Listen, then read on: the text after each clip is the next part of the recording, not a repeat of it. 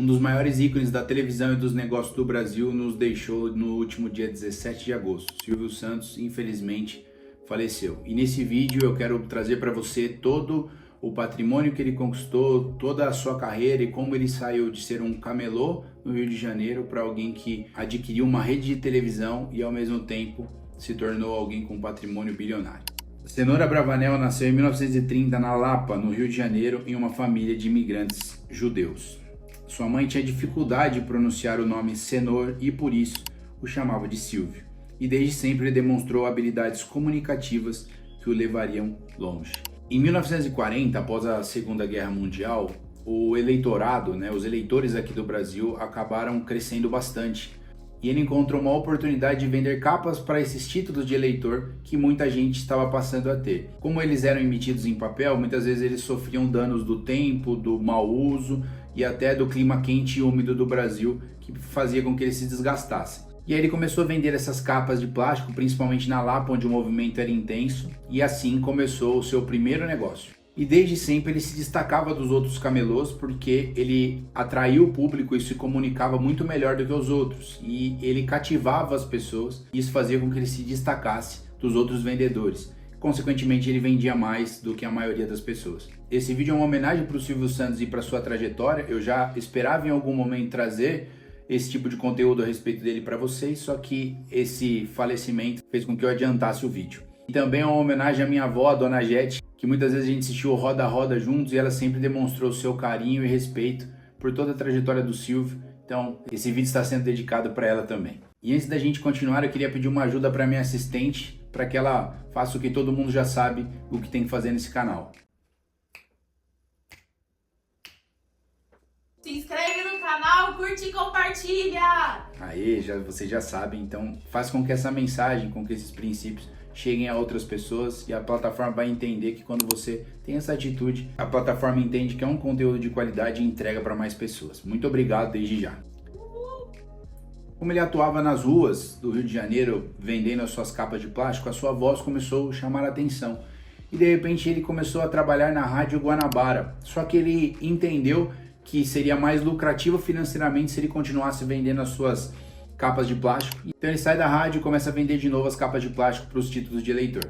Aos 18 anos, Cenor serviu o exército na escola de paraquedismo em Deodoro e nessa mesma época também voltou ao rádio, atuando nas emissoras Tupi e Continental. E a Continental, aí começou na verdade o seu segundo passo do empreendedorismo. Ela tinha estúdios em Niterói e todo mundo que precisava ir até esse local para trabalhar ou para qualquer outra coisa precisava pegar uma barca para transitar da sua cidade onde estava até Niterói. E aí o que o Silvio Santos fez? Teve uma ideia de instalar alto-falantes nessa barca e vender propaganda atuando como locutor. Então aí já estava um pensamento fora da caixa dele. Ele falou, bom, já que eu vou ter que trabalhar nessa cidade enquanto eu estou indo, eu trabalho vendendo esses anúncios para as pessoas que quiserem comprar. O negócio foi tão bem sucedido que ele decidiu deixar o seu emprego na rádio e continuar trabalhando só com isso. E depois de um tempo ele começou já a trabalhar, a entrar na televisão. E como ele era alguém que já tinha uma experiência como locutor de rádio, ele já tinha os seus primeiros passos que haviam sido dados desde pequeno, ele começou a se destacar pelas suas habilidades e pela sua maneira que ele envolvia o público. Em 1961, na TV Paulista, ele começou um programa que se chamava Vamos Brincar de Forca. E nesse programa ele utilizava basicamente as mesmas estratégias que ele tinha ao vender as suas capas, ao trabalhar com as pessoas e com o público.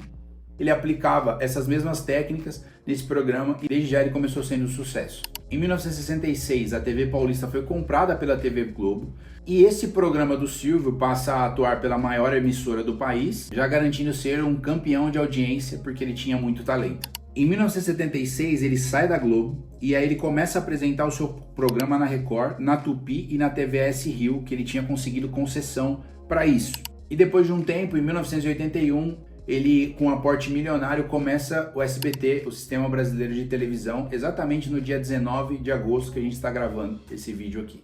E logo no começo, o SBT já começou a ser a pedra no sapato da TV Globo, inclusive contratando o Jô Soares para conduzir um dos seus talk shows. O SBT, comandado pelo Silvio Santos, teve diversos programas muito famosos, o Topa Tudo por Dinheiro, o Show do Milhão, Casas dos Artistas, inclusive teve o Domingo Legal, que era apresentado pelo Gugu, e disputava palmo a palmo a liderança da audiência com o Domingão do Faustão, que no caso acontecia na Globo.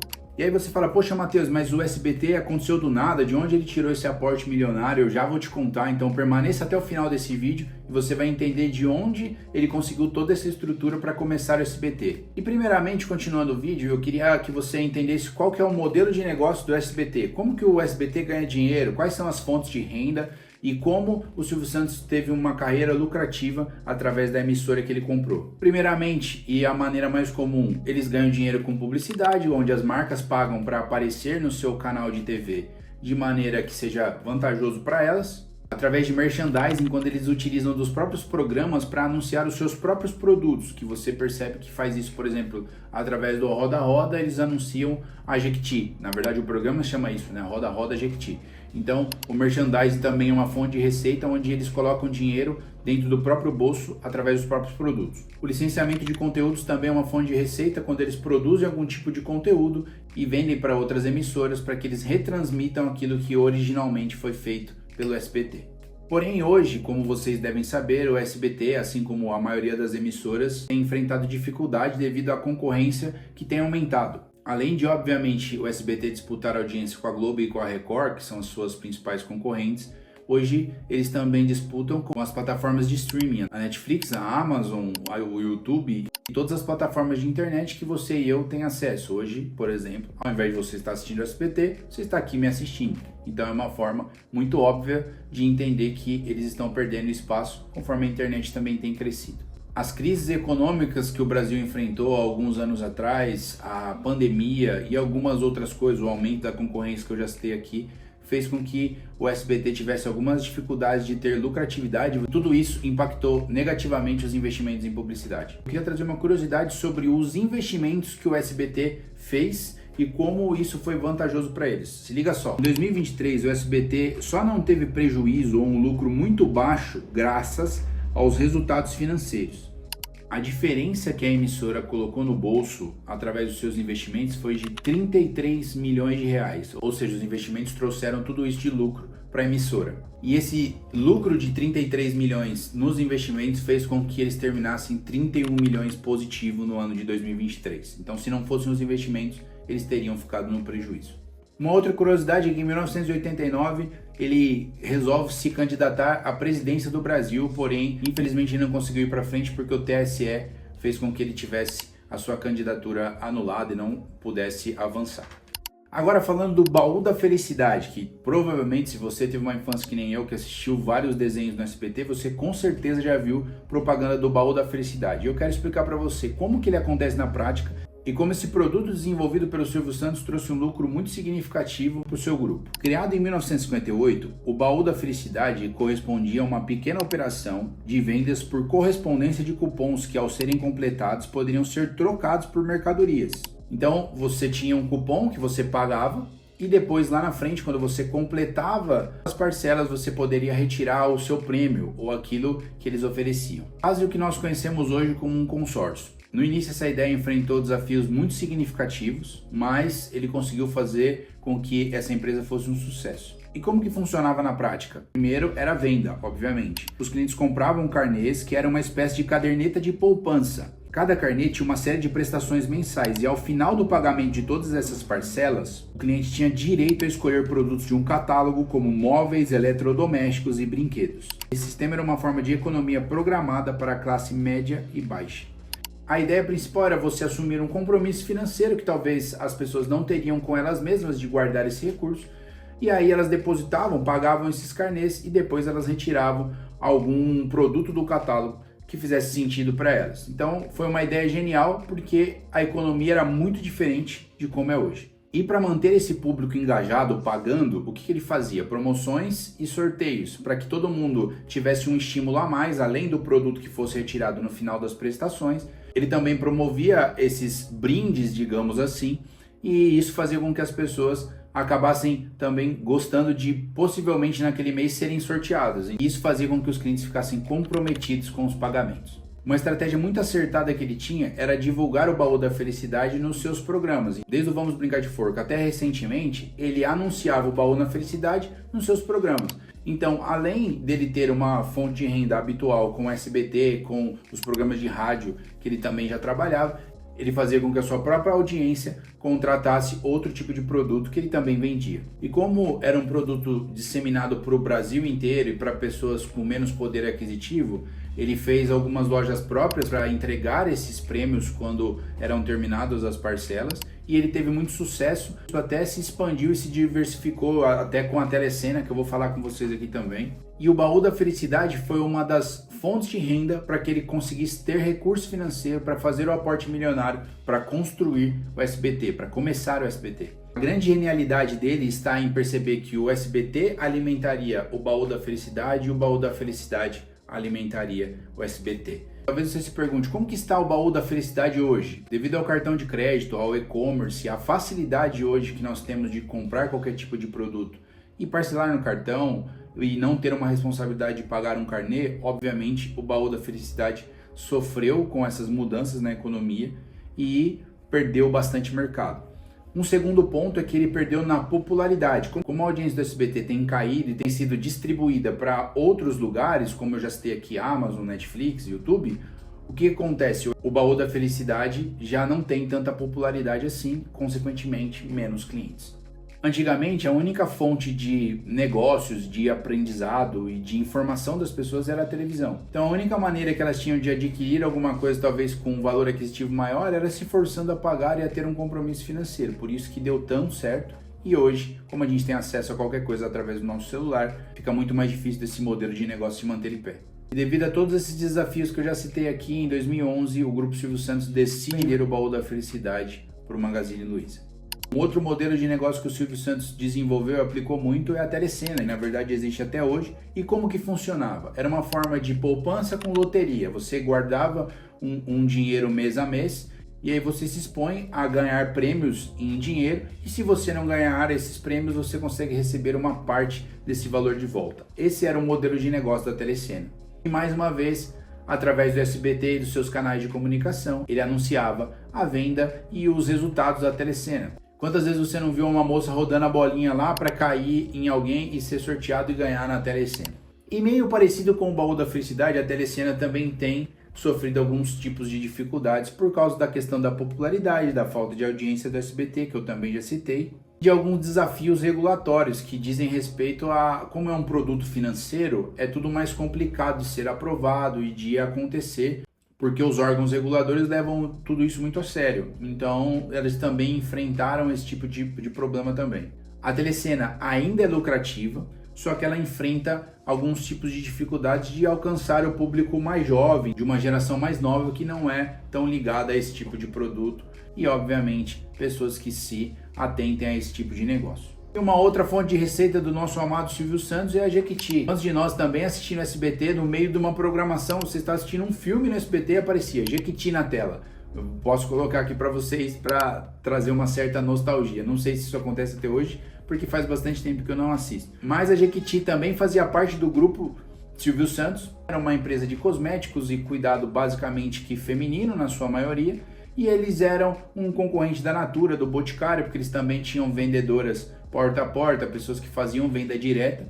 E mais uma vez ele utiliza da televisão para ganhar mercado e alcançar novos clientes através agora da Jequiti, que é um outro mercado. E como que o Jequiti funciona? Através das vendas e também através do recrutamento de novas vendedoras. Então, essas consultoras que prospectavam novas vendedoras ganhariam bônus ou comissões adicionais por terem trazido mais pessoas para vender os cosméticos da Jequiti. A Jequiti também está passando por alguns desafios, e aí você fala, poxa, Matheus, Silvio Santos deixou uma bomba na mão das suas filhas para que elas resolvam. Porque o SBT está passando por problema, o Baú da Felicidade teve dificuldade financeira e foi vendido, a telecena não é tão popular, a Jequiti também passa por uma questão de concorrência, as vendas diretas estão mudando, sim, elas vão ter que se reestruturarem financeiramente e no modelo de negócio para conseguirem avançar. Mas ele deixou a vida delas bem resolvida e você vai saber no final desse vídeo quanto que ele deixou de patrimônio para elas, mais ou menos acumulado, para que elas consigam ter uma vida de certa forma confortável.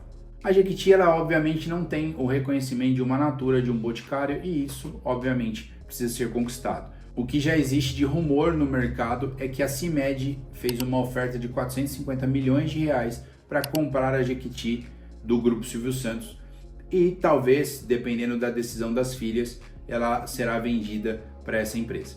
O Silvio Santos também tinha o Banco Pan-Americano, que trabalhava principalmente com crédito consignado. E olha como ele era sábio. Como o público dele eram pessoas como a minha avó, que eu citei aqui no vídeo, pessoas que são aposentadas e de mais idade, o que acontece? Ele trabalhava no Banco Pan-Americano através de principalmente crédito consignado. Só que também o mercado se modernizou muito e as pessoas têm outros acessos às suas finanças, aos seus investimentos. E o Banco Pan-Americano não estava muito bem das pernas e foi comprado pelo BTG e pela Caixa. Hoje, o Banco Pan-Americano é 100% controlado pelo Banco BTG Pactual. O Silvio Santos também possuía o Hotel Jequitimar, que é um resort de luxo localizado no Guarujá, e ele utilizava das suas redes de comunicação também para divulgar esse resort. E também ele tinha a Cisan, que era uma construtora e incorporadora imobiliária que também fazia parte do seu grupo. E dentro de tudo isso que a gente analisou, eu percebi uma coisa, que se chama sinergia. E eu queria trazer definição de sinergia para vocês. Ação ou esforço simultâneos, cooperação, coesão, trabalho ou operação associada. Sinergia foi a palavra que me veio ao perceber todos os empreendimentos do Silvio Santos, porque ele simplesmente fez com que todas as coisas se conectassem e trabalhassem muito juntas. Então talvez você esteja procurando melhorar a sua renda, fazer alguma coisa que seja melhor para você na questão financeira e utilize esse exemplo, porque ele conectou coisas que ele já estava fazendo com outras que seriam completamente complementares. E o exemplo dessa sinergia é lá no início da sua jornada, onde na barca que ele ia trabalhar, ele instalou os alto-falantes para vender anúncios como locutor de rádio que ele era. E o que eu quero estimular então é perceber o que você tem de oportunidade ao seu redor que seja sinérgico com aquilo que você já trabalha ou com aquilo que você cresceu fazendo ou aprendendo ao longo da sua vida. Talvez existam oportunidades ao seu redor que podem trabalhar em cooperação com aquilo que você já faz. Então perceba, abra os olhos, peça para que Deus te dê algum entendimento e sabedoria para colocar isso em prática. Eu creio que esse é o maior insight desse vídeo aqui. Em Provérbios 22, versículo 29 diz o seguinte: você vê um homem perito na sua obra, ele será colocado diante dos reis e não diante da plebe. Salomão aqui está dizendo que se você for perito excelente, se você buscar essa sinergia, se você entender o que faz sentido para você e através disso houver uma excelência, você será colocado entre reis e será próspero. Colossenses 3:23 diz o seguinte: tudo quanto fizerdes, fazei de todo o vosso coração como ao Senhor e não a homens. Então, esses versículos, inclusive tem algumas falas que ele diz, onde que o segredo do sucesso dele era amar o que ele fazia. E esses versículos dizem exatamente isso, você ser excelente naquilo que você faz e você fazer para Deus e não para homens, para que aquilo que você precisa alcançar automaticamente vai acontecer. Às vezes a gente fica procurando tanto, eu quero ganhar mais, eu quero dinheiro, eu quero receber mais, e isso é válido. Só que às vezes se você colocar o seu coração naquilo que você está fazendo, se você tiver amor por aquilo que você faz e for excelente, o dinheiro ele simplesmente será uma consequência. E falando em dinheiro, o patrimônio acumulado do Silvio Santos chegou a 1,6 bilhão de reais. E foi anunciado que só de recurso financeiro, no caso dinheiro mesmo, ele vai deixar 100 milhões de reais para cada filha, fora as outras propriedades que não foi divulgado como que serão divididas. Pensando nisso, que foi um homem de muito sucesso, que ensinou muita coisa e com certeza a gente deve honrar toda a sua trajetória e que a gente possa aprender com os princípios e com essa história tão bonita que ele nos deixou. Deus abençoe e até o próximo vídeo.